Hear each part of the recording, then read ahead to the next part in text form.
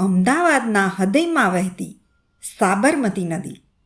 અને એ નદીના કિનારે એક એવી જગ્યા જ્યાં પ્રકાશ વાત કરે છે, રંગો નાચે છે અને દરેક પળ ઝળહળતી થઈ જાય છે.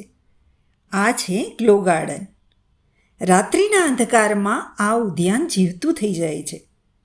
ચમકતા સિંહ, તેજસ્વી જીરાફ, ઝગમગતા ફૂલો અને ટનલ જેવી લાઇટ્સ. જ્યાં નજર ફેરવો ત્યાં પ્રકાશનો ઉત્સવ છે.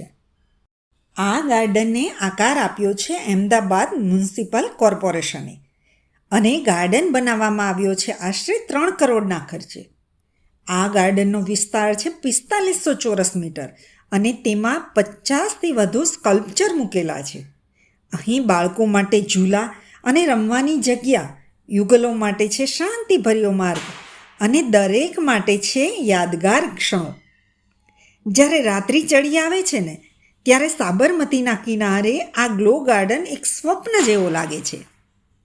જેઓ સ્ટેચ્યુ ઓફ યુનિટી પરનું ગ્લો ગાર્ડન જોઈ ચૂક્યા છે એ હવે અહીં અમદાવાદમાં એ જ જાદુનો અનુભવ કરી શકે છે. હા, આ ફક્ત એક ગાર્ડન નથી, આ છે પ્રકાશની કળા, આનંદની અર્પણ અને શહેરના ગૌરવનો પ્રતિબિંબ. તમે બાળકો સાથે આવો કે મિત્રો સાથે, દરેક પળ અહીં સ્મિતો અને સેલ્ફીથી ભરાઈ જાય છે.